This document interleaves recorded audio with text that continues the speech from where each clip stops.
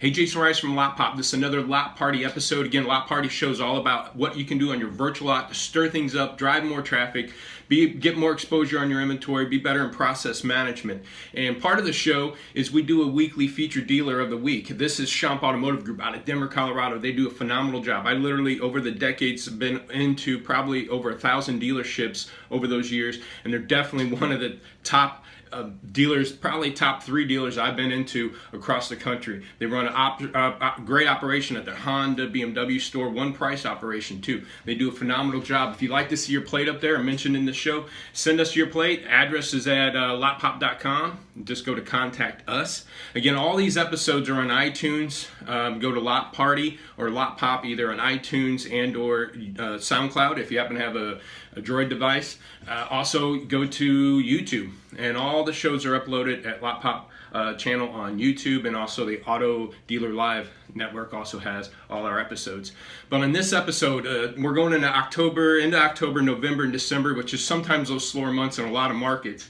And some dealers, end up waiting. If their inventory's aging up, they'll end up waiting until the selling season, January, February, March, to help clean up their inventory. But don't wait then to clean up your inventory. Use those months to be profitable, to make some good growth. So use these months to get better processes in inventory management and to clean up that inventory. So when we do go into bigger selling season, January, February, March, tax season and stuff, use those months to make money, not to just clear out your aged inventory problems.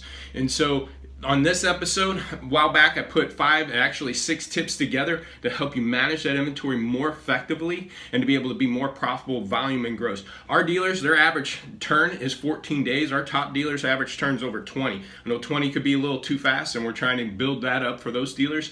But these are the same tips that you can utilize to get the same results, clean up your inventory. So watch these tips. After the tips, Auto Dealer Live is next. Thanks.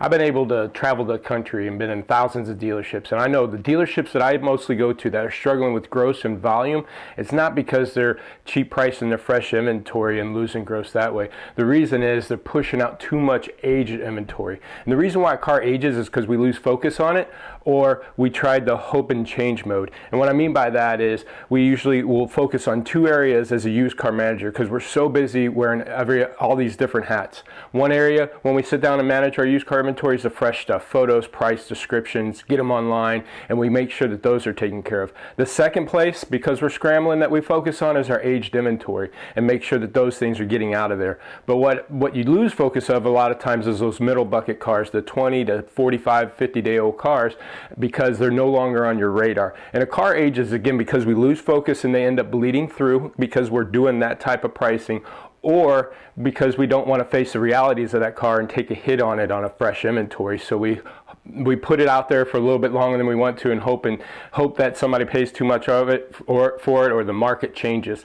So one of the areas that will help you improve your used car operations is actually tracking and trending out where you're selling your inventory out of. What percentage are going out 0 to 30 and what percentage is going out 60 plus. And here's a chart here of what we do with our dealerships that actually week after week we look at the last 2 weeks of sale rate and look at what percentages we're pushing out. The goals are this.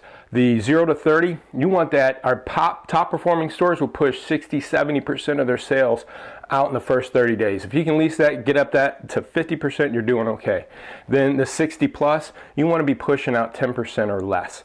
So if you trend and track that out, you're going to know exactly where you're at, and then you're going to make adjustments throughout the week to make sure you're hitting and obtaining those goals. And as again, you can see on this trend, you can see that green line going up. We're pushing out more fresh inventory, and what that does is gives us more gross profit. So again, that's our first tip of 5 on how to improve your used car operations with things that you can control.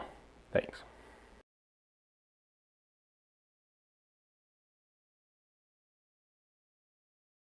Like I said, this is the second video of 5 video series. In the first video, I went over how you want to track and trend where you're selling your units out of. What percentage are going out 0 to 30, what percentage are going out 60 plus. And every dealership that I go into that struggles with gross and volume, it's not because they cheap sold fresh inventories, because they have too much going out aged. And so the reason why a car ages is we lose focus on it. So the second tip, again, the first one was trending out and figuring out where we're pushing it out, and then we're going to react to it to make those changes, and that's what we're going over here.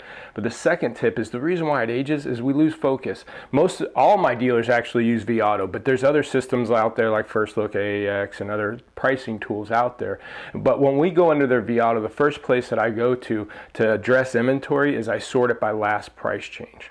And again, if you go into dealerships that's struggling, or if you look at your own inventory, a lot of times we're going to see cars that haven't had a price change 30, 40, 50 days. Because again, we addressed it day one, we price changed it we put a price on it day one, but because it's not aged yet, we lose focus. So I go in there, sort it by last price change, and any car that hasn't had a price change in 2 weeks, we're going to attack and we're going to look at it and see if we need to make an adjustment. Because in 2 weeks, the market can change. Right now, the market I've seen drop 1 to 3% in that 2 week window. So we're pulling up cars that we changed price 2 weeks ago. We're adjusting it, and we went from 97% to 100% in 2 weeks. So now we're readjusting it back down, and we might be at 97% again. But the market drops 3%, we're dropping 3%.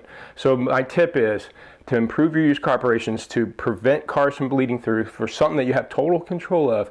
Sort your inventory. Look at the last time you addressed that car and did a price change. If that car is not getting activity after 2 weeks at that price, attack that car and start making changes. So if you go into your inventory, address cars that price every other 2 weeks, attack that inventory, start changing those prices, you'll have less cars bleed through an age. And again, that will increase your used car operation. That will increase the amount of cars going out fresh.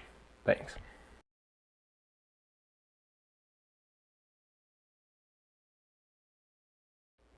All right, I'm going to go over the third point of how to improve your used car operations that you have total control of. Every morning you probably show up and you drive through your lot and do a physical lot walk in a way. And you go look out for holes, you go look out for cars missing plates and deflated balloons and dirty, and you make sure the porter or whoever on that lot, or do a lot party and rearrange it. But we make sure that lot's standing tall for those incoming customers.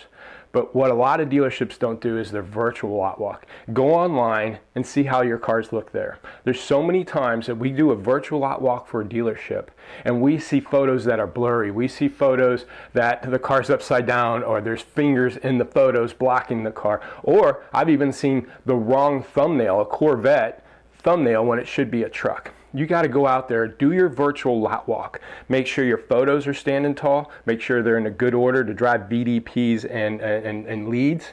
And make sure your comments match up to your descriptions. Again, so many times I've seen a car with a roof in the photo, not in our comments. That is costing your search results. Somebody's looking for a sunroof, you're not there even though that car has it. Or vice versa. We put sunroof in our comments and there's no picture of it. Customer can't validate it's there. They might not waste the time to make the trip if they can't see it. So do your virtual lot walk. Make sure your cars are standing as tall, if not taller, online, because you're going to get 100 times more people online than you would your physical lot. That right there will help your inventory turn. You get more exposure, you're going to get more leads.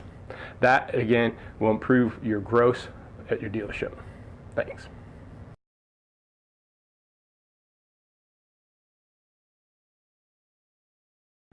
All right, so we're going to go over what an SRP and a VDP means. These are stats that are on sites like AutoTrader, Cars.com, Car Gurus, and maybe your own website. But what an SRP is a search result page. So basically when the customer does a search on AutoTrader, Cars.com, and they have 25 or 30 cars listed there, if your car is one of those on that page, that's a search result page. Now, some Cars.com will include you even if you're on page 3 or 4 sometimes. Some of those sites do. Now, that's an SRP, that's an opportunity for your customer to see your car. A VDP is when they actually go through that list, see your car, and click on it to get more details. They go to the vehicle detail page. That's your VDPs. The more VDPs you get, the more phone calls, emails, and people that should be showing up on your lot, the more sales. But in order to get that VDP, you need to get the SRPs. So I tell dealers that you need to be looking at these SRPs and VDP stats daily. Your total, how much you're doing for the store, and is it going up or down? And look at it, the individual cars, and see how those cars are reacting to the market. Are we having bad stats? So do we have a bad price, bad photos, bad descriptions? So if you can track and trend out, we could see an example here of what your SRPs and VDPs look like on a weekly basis. So I said look at them daily, but track them weekly. And if you're taking some dips during the week, make an adjustment in your inventory so at the end of the month you're not wondering why business is slow. And business might have been slow because you didn't have the SRPs and VDPs that you had the month prior. There's other things that drive the SRPs and VDPs. I'm going to go that in a deeper dive in another video. I've covered SRPs and what drives those in another video if you want to check that out. But again, look at your SRPs, VDPs daily on your total inventory and individual cars. And then that right there, once you start managing and monitoring those, you're going to maybe be able to make adjustments, which will get you help turn your inventory quicker, which then should drive your gross profit and volume.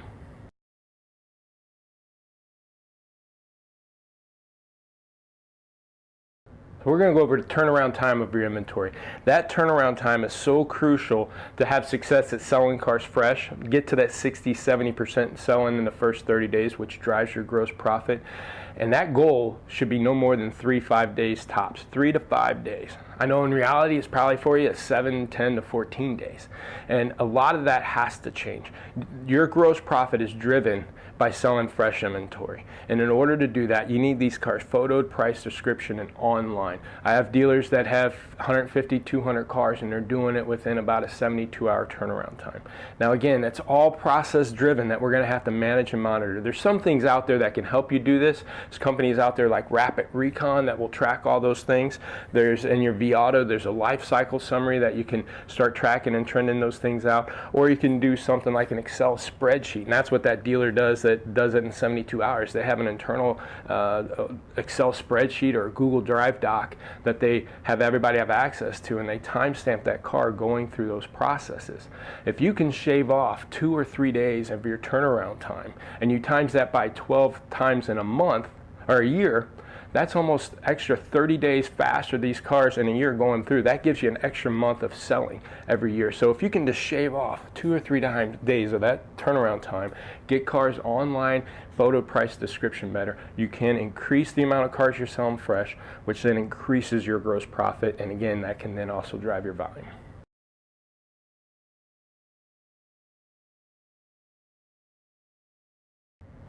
Hey, we just went over a 5-video series where we went over 5 things that you have total control of to improve your used car operation. Give you a little quick recap. We covered what percentage you're selling by age, what percentage of our solds are by age buckets. We went over knowing your SRPs and knowing your VDPs. Went over last price change, make sure we're addressing cars that we haven't touched in a few weeks. We also went over doing your virtual lot walk and making sure that the cars are standing tall. And the last thing we went over was how fast are we getting them online. I was hinting to 2 things that probably should be on this list, but I didn't, because you don't have total control over. Those aren't things that you can go in on a daily basis and fix. And one of them is appraisals. Appraisals obviously affect our used car inventory. Obviously it affects how our gross is, how our inventory sits, but we can't control it. We can't go in that day and say, hey, I want to do 10 appraisals today and take in 5. We just can't control our appraisals. We also can't control what we are appraising. We can't say, hey, I want some good moving cars coming in today and I'm going to step up on them. So yes, appraisals are very important. One of the things that you have to get better at, increase that closing percentage on appraisals. But again, I just wanted to cover things that you have total control of.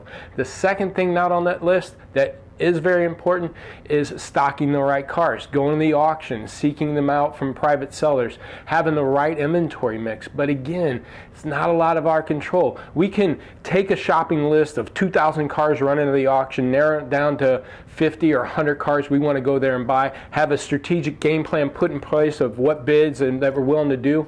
But those cars sometimes slip out from underneath our hands because the bidding's too high and we lose them. And sometimes we come home empty-handed, or we just buy what we can get for the sale because we need 10 cars, so we buy 10 late model program cars. So we don't sometimes have a total control what we stock. And those things are very important, should be on your checklist as far as things that you do improve at your dealership, but again, you don't have total control of it. I hope that helps, and I'll have more tips and videos on how to improve appraisals, how to stock right, but again, I don't think it's something that you could control like those other 5 tips that if you grind those down on a daily basis, those will improve your gross and profit and volume. Thanks.